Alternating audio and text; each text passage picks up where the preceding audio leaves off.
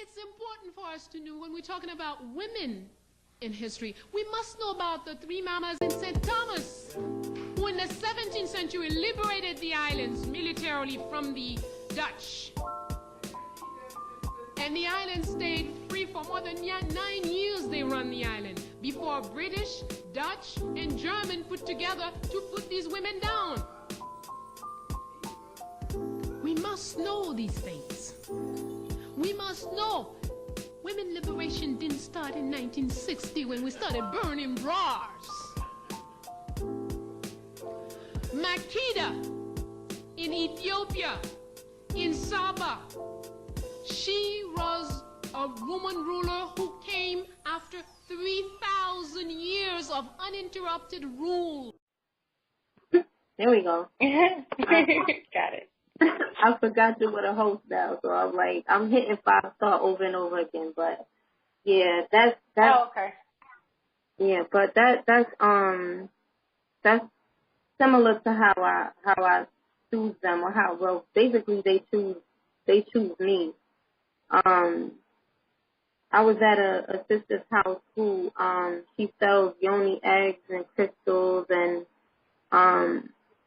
she was doing. Have you ever heard of dowsing? Yes. Okay, she was doing a dowsing class, and I went into her office where she has all her pendulums. They're all on display, and they're all hanging loose from the display racks that she has them on. And when I walked in, it's like maybe 15 of them on a rack, and like 4 started swinging. And some were swinging straighter than others.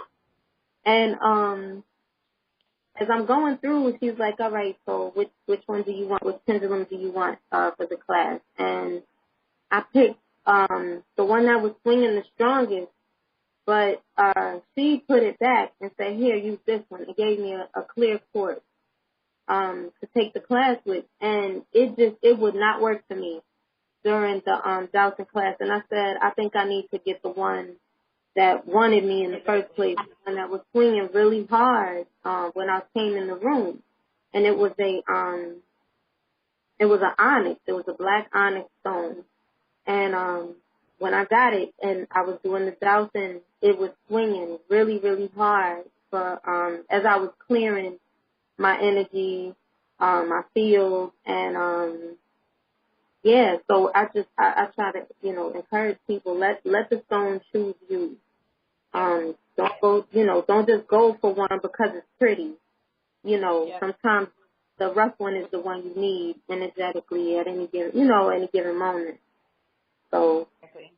I think that's the most amazing experience. So what you just shared, I love that. Like, when I used before, because now I make all of my pendulums, but sometimes, like, I'll just pick up a quick one if I'm out and I need something. But if you see me in the grocery store, like, I use anything for a pendulum. I pick up anything. You can use anything as a pendulum.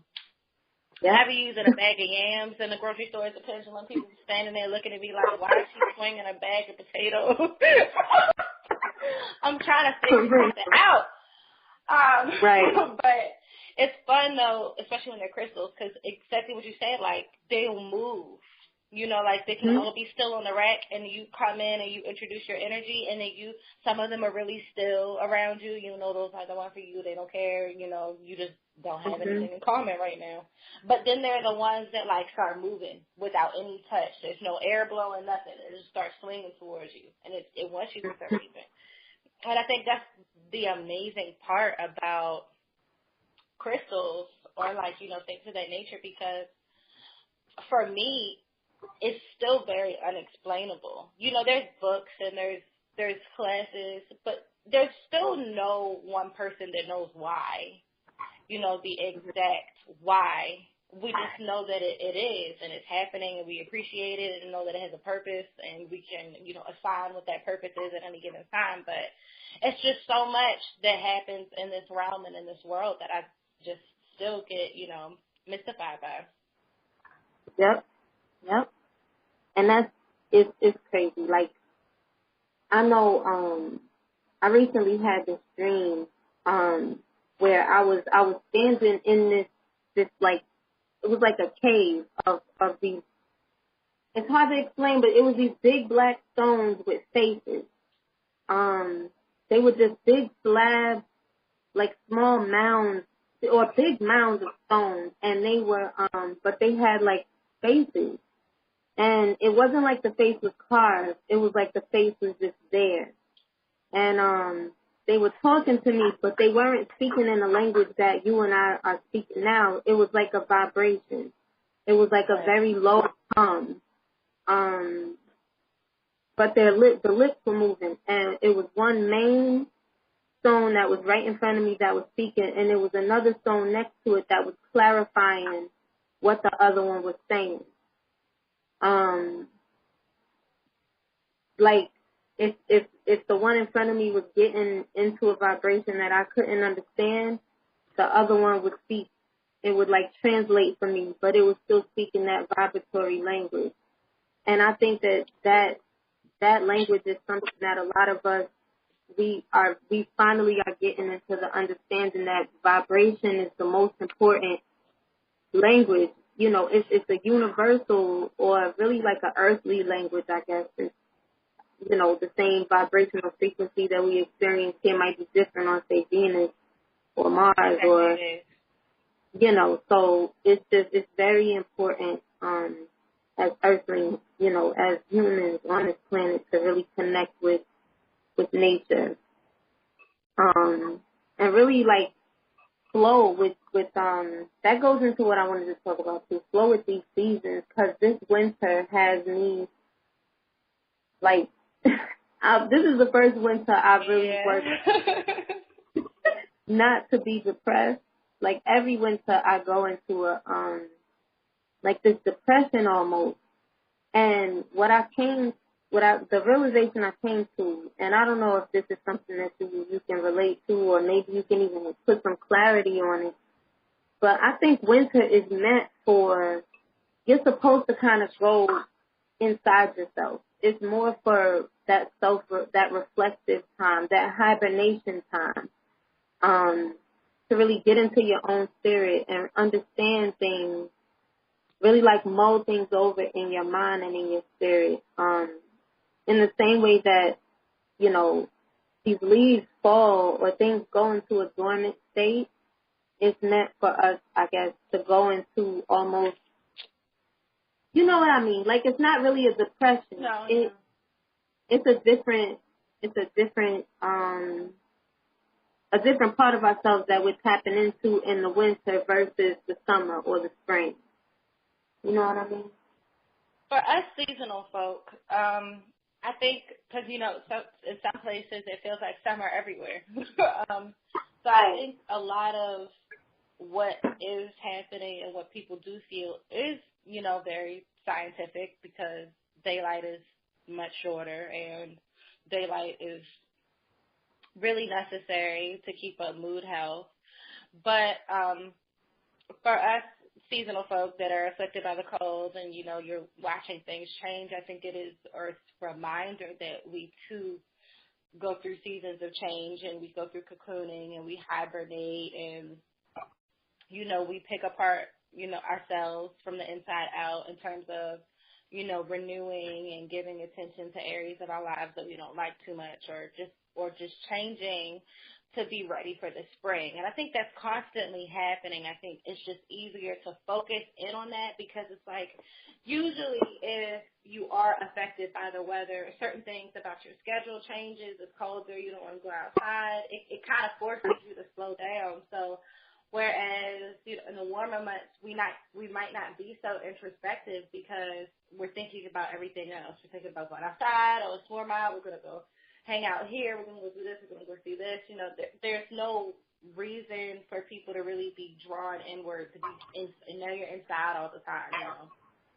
So I think it's like, on one hand, the seasons, like anything else in nature, they are very symbolic of things that we ourselves also go through. And then on the other hand, it's like the battling the science of, you know, light deficiency and coldness on the body. For me, I'm always introspective, and I've always told people, I think especially because I would like to say, and I guess it's probably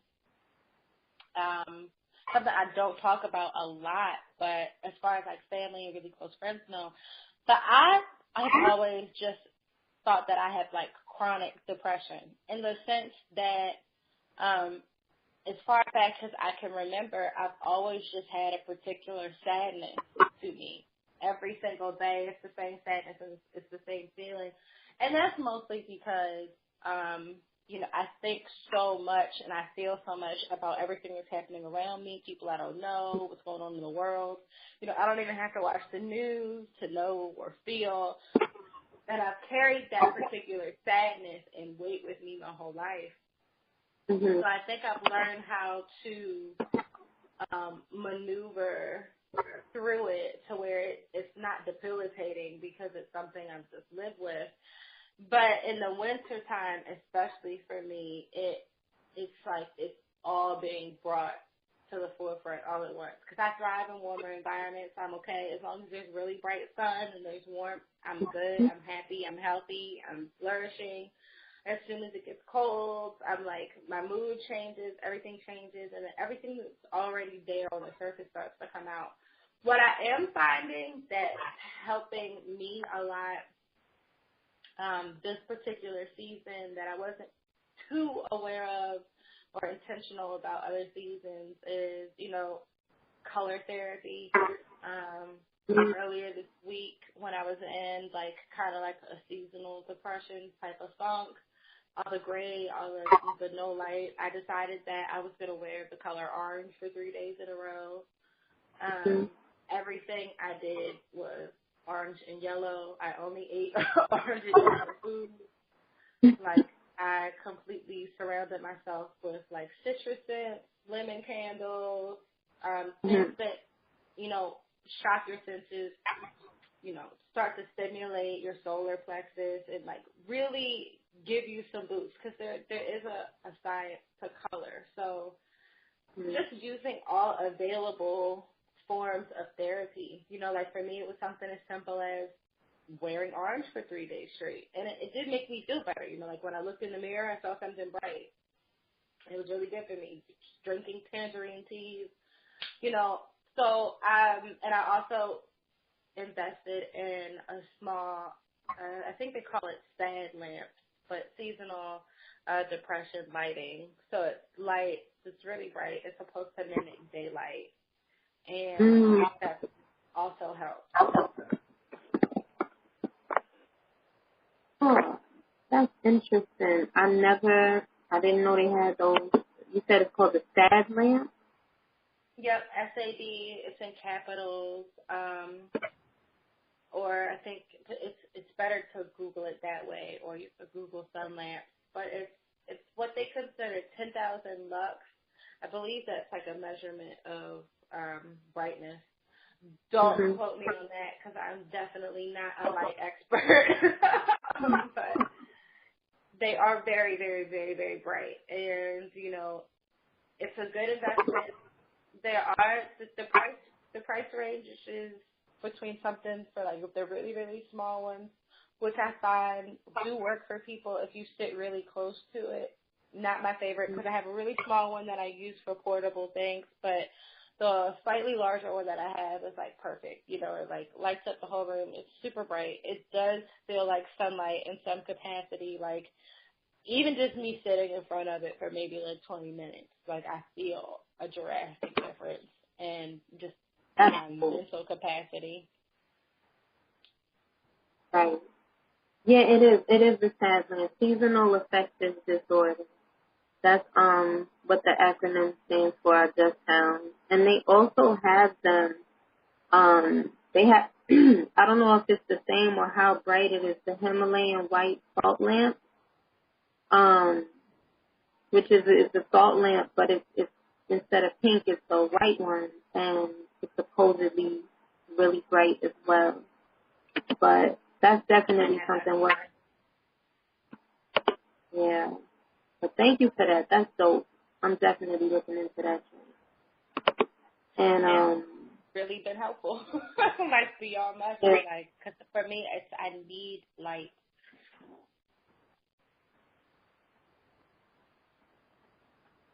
Hello?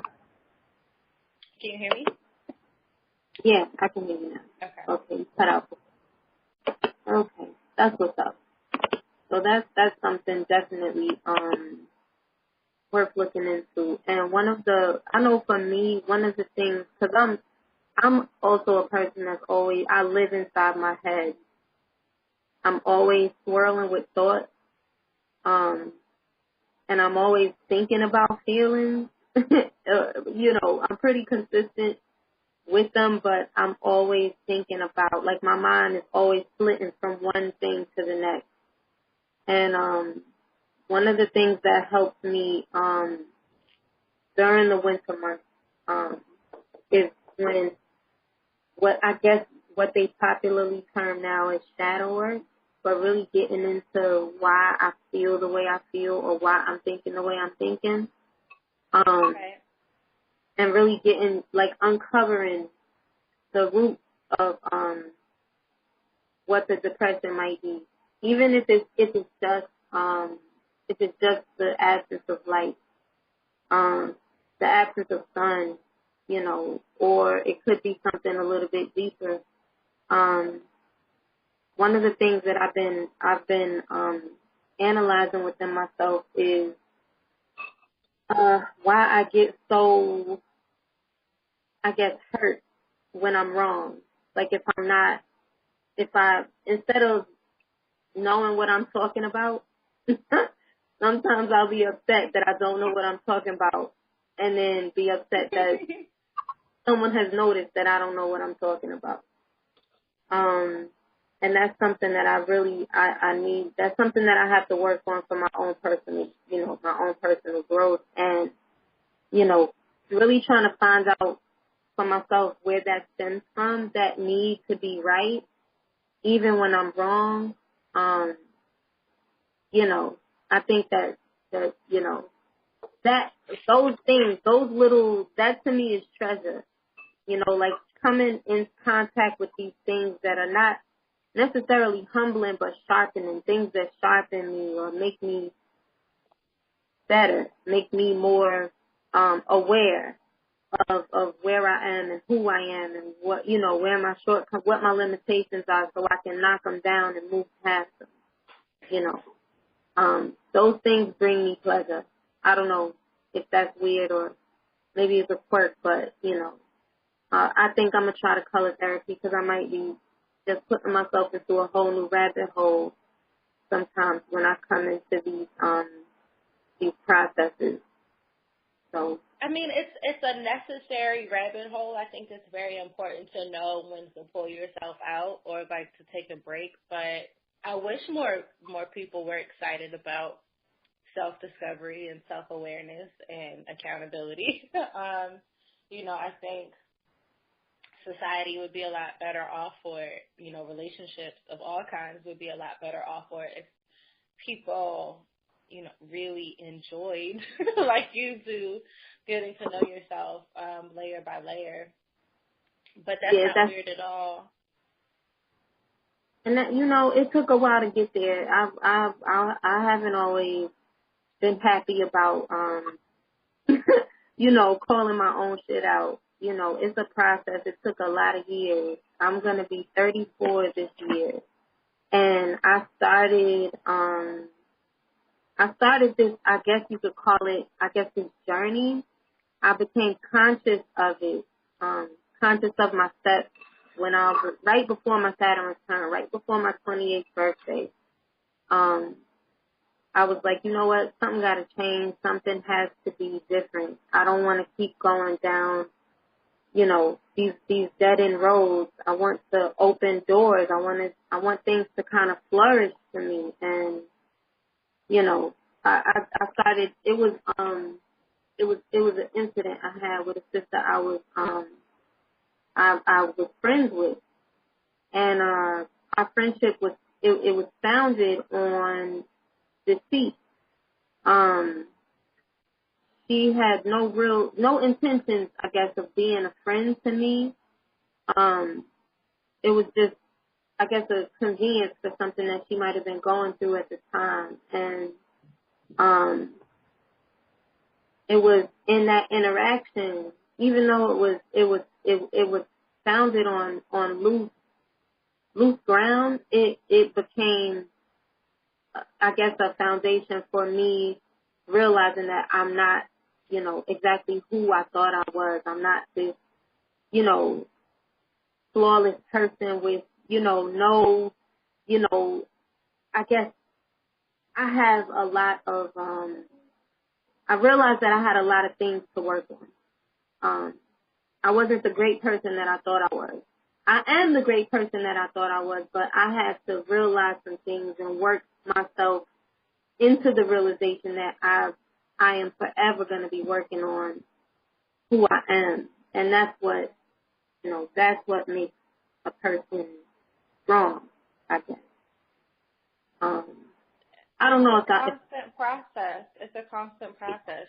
There's no end point. There's no end goal. Right. And no, it's not, I guess for most people, this is why a lot of people find themselves in continuous cycles, because it's not a comfortable feeling when you have to, like, really put your own shit out on the table. It's easy to lie to other people about who you are, or or hide what those issues are, or hide what those problems are, but it's more difficult to be honest with yourself. And it's not the most comfortable feeling in the world. It's like, however, I think if we all took the pressure off of trying to maintain a certain image, because really what is upset in that equation, or like doesn't like being found out, is the ego. The ego is like, hey, no, this can't be it. Have to save face, try to put together this pristine image all the time of whoever you're supposed to be. My favorite thing is like just embracing whatever my flaws are at the time. That's pretty much, if people read through my Instagram posts, my whole Instagram is just literally selfies of me, and under most of my pictures are captions about my own vulnerabilities. And I don't think people have realized fully that a lot of the things that I talk about are things that I'm talking to myself about. And right. I've never had I think I figured out, the fastest way to be comfortable with other people being in your space, being in your sphere's existence, being so out there, is if you're open and honest about yourself at the same time. It's like, I like to present myself as a flawed person so that I don't have the stress of trying to live up to a certain thing. Right. Live up to a certain expectation, or live up to a certain image, As a human being, we have to accept that we all have, some fuck-ups, some flaws. Some may seem worse than others on the surface, but everybody has their own path. Everybody has a different journey. And I think if we facilitated more conversations about the things that we felt were not so nice about ourselves, you'd find that everybody has their own thing. Everybody has their own things. And I think everybody keeps them so packed away in the closet that you begin to think from the outside looking in, when you look at other people in media or social media or whatever the case may be, or just your next door neighbor. On the outside looking in, it seems like they have everything so put together. And then you start comparing yourself to all of these people you consider functioning people in society, and oh my God, it seems like they have X, Y, and Z in order, blase, and then you start to feel like slightly ashamed of, your hang-ups or your quirks or your problems or whatever it is that you don't feel so comfortable embracing about yourself, the things that need work. But those people are, those people too have problems. The funniest thing is, you could be looking at the girl online and, she's got a business and she's flourishing and she's like driving this really expensive car. But in her spare time, you never know. She could be hating herself. She might have body dysmorphia. She could eat her boogies. We don't know what the hell. People do, you know, so the surface thing, I would prefer that people know up front, hey, I don't know it all. So when you ask me a question and I don't have the answer, I don't feel bad about it because I never said that I was a genius. You know, I'm not an encyclopedia. We all have our own limitations, and it's important to embrace what's good about us, what's uniquely us, what we're great at, so we know what to play into. But it's so equally important to be like, okay, here are my dirty drawers. I'm going to air them out for everybody to see. So, you know, we all have dirty drawers, so let's just move past that. You know, like it's really nothing to be ashamed of. You know, for me, it almost reminds me of 8 Mile. For me, this is how I kind of see my life, like 8 Mile.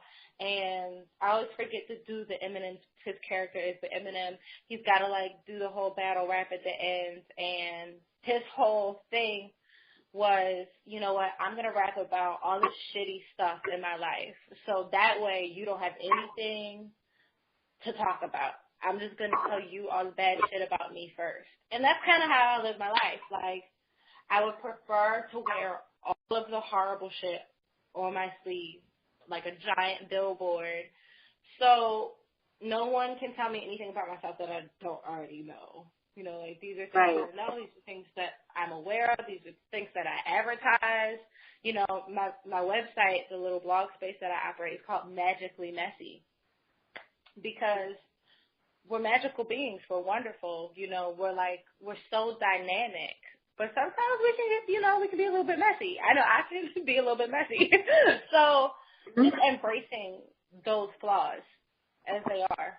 Right. And eventually when we do begin to confront them head on, they begin to fade away because then we can like work on healing them. But the longer that we tuck them away and keep them swept under the rug or hidden in the closet, the harder it's going to be to uncover those issues later when we really need to do, as you were saying, the shadow work, which really is just being able to confront yourself about your bullshit. Yep. Yep, I like I call it mirror work now, because you just looking at yourself and you seeing it, you seeing everything on your face, you looking close, you know, squeezing your nose, pulling all the white stuff out. It's just, you just really gotta get in there. That's my favorite.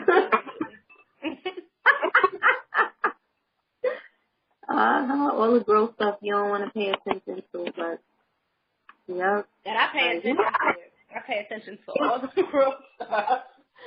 You got to. I can't help to. Mm-hmm. Yep. Okay. Well, Mama, thank you so much for your time. I know we started like 30 minutes late, so it's a short interview. I don't want to keep you on the phone all night. I know you got things to do. Thank you so much for your time and your energy and the exchange. And, I hope that we can keep the dialogue going. And next time I invite you, I'll make sure my shit will be tight. No, thank you. It feels like, a conversation with a homegirl. But I really do appreciate you thinking of me. And, again, just look into www.magicallymessy.com because I have started uploading little helpful things, for people. Anywhere in your journey, I think more than anything right now, I'm focusing on trying to just be practical and personal because a lot of times people want you to solely focus on the supernatural or the extreme spiritual. And I'm telling people, all of that is nice, and I think more so people like it for sensationalism more than anything, more than actual trying to heal themselves. I think they like it for the sensational quality. But what I'm focusing on now is because what you find, the more people that I deal with, the more people that I counsel, is that all of our issues, they're very root issues. They're very basic issues. It all comes down to unresolved issues or fear or anger or lingering emotions or they're very root issues that we all have that then later down the line turn and snowball into other things. And then we have a slew and a plethora of symptoms of things going on in our lives. But let's say you could have all these different things happening and spiraling out of control, but the root of it was just, you haven't figured out your self-worth yet, or you haven't forgiven yourself for this one thing 5 years ago. So now all these other things are happening to you because of it. So right now I'm just working on trying to provide people with encouragement to get through the practical areas of their lives so they can be their best self spiritually, because everything works hand in hand. So right now I'm going to resume it. It's funny because I was in the middle of doing the 30-day 30-Thug Therapy Challenge, and I had to post day 3. And day 3 was supposed to be up on probably the 4th, or I think the 4th of this month, the 4th or the 5th of this month. And needless to say, day 3 is about procrastination, and it happens to be, the 18th, and the article still isn't up yet. But me preparing all of the information for procrastination actually propelled me into prioritizing some other things that I really needed to get done when it came to some of my orders that were lingering from last year. So I'm going to resume that by next week and then get that started, because I've been getting a lot of feedback about how helpful that is. I think sometimes you just have to pick a friend, an accountability partner, anybody, a stranger, just talk to them about your stuff, and, have somebody that you can have as a buddy, as a support system along the way, somebody that'll check you on your shit, you can check yourself on your shit, y'all can just talk to each other about it. But practicality, just work on yourself from the ground up, and I have some fun little articles on there, even like a Eat Your Color Chakra diet. So get into it. It's my offering for the world on a more personal level. And you said it's magicallymessy.com? Yep, magicallymessy.com. Okay, good. And can you just plug away, where else can people find your products? Where can they patronize your businesses? How can they get in touch with you if they need any services or products that you provide? So I do reading services on a case-by-case basis, and I do crystal healing jewelry, which is the main thing that people can get from me. My crystal healing business is very personal. I don't have a website for it or a web page for it because I like to personally take orders from people. I take X amount of orders per month or every few months, and then it takes me a while to get through them all because I try to keep it personal because everything is hand-selected for that person. Mm-hmm. So I do go through a very particular process when it comes to each crystal, charging each crystal, blessing each crystal, programming it for the person's highest intent. But in order for people to be able to get to my jewelry, the best thing to do is just follow my Facebook page, which you can Facebook search me at Diandra, Diandra, Janelle Heaven Rose. And that's the same for my YouTube channel. And my Instagram is @Diandra, Diandra, Janelle, Janelle. So if people want to reach out to me, also my email is the same as my Facebook, Diandra Janelle Heaven Rose @gmail.com. But right now I'm actually taking crystal orders for next month. And I usually when I do take orders, I put a status on my page just to let people know that my ordering process is open again. But I try to keep everything as personal as possible because I just want to keep up with the integrity of knowing that, every crystal has a particular companion in mind, and I don't really want to give somebody a piece of work or a particular stone that wasn't meant for them. So I do take a very personal standpoint. I can respect that. And